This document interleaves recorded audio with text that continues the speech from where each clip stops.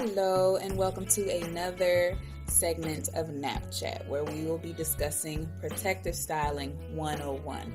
I am joined by a special guest this afternoon. This is Rhythm Rose. Say hey, baby. Say hi. Hey, girl. Or not, just sit there. That's cool too. She's just gonna lay here and look cute because that's what divas do.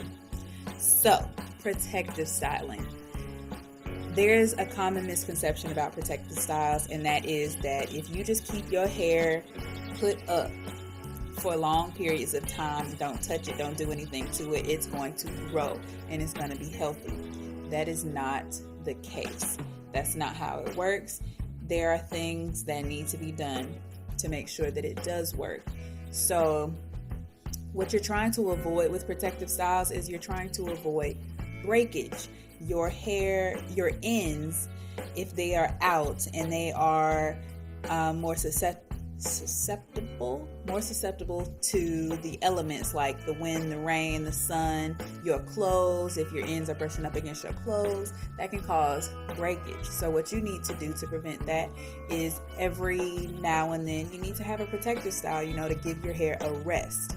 Now, giving your hair a rest is not the same as putting your hair away and not touching it for months at a time. Not the same.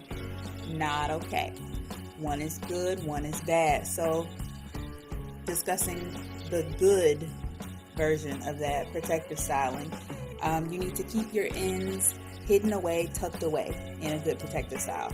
So, anything that does that, like you wearing a bun where your ends are wrapped up, tucked up in the bun, that's a protective style. If you have braids, that is a protective style. If you have a wig on with braids underneath, if you have a crochet style with braids underneath, then that's all considered a protective style. And because your ends are tucked away. Now, a good protective style, I would suggest you wear it for about 4 to 6 weeks at the most. Any longer than that, I don't think that you're able to do what you need to do to maintain the health of your hair.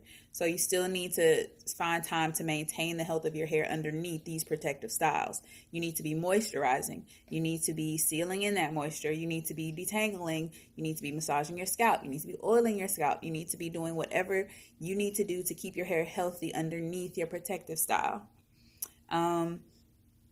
Even things like wearing a turban. You got it all off your head. Things like wearing a turban, like the one Miss Rhythm Rose is wearing, can be a good protective style. Okay, she looks crazy, so we're just going to take it off. And she's just going to, ow, Rhythm, no. You got to stop, boo.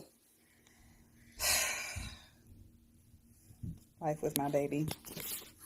Okay, so it's off. There she goes. So, if you're not into turbans or hats or anything like that, I guess you can just throw it off and do what you want to do. But yeah, as long as your ends are tucked away, then that is considered a protective style. Wear it from 4 to 6 weeks. Try not to go much longer than that. Try to maintain the health of your hair underneath your protective style. You do need to do things to your hair. You still need to be keeping it clean, keeping a pretty clean scalp. Avoid product buildup as much as you can. You can wash your hair when it's in braid styles.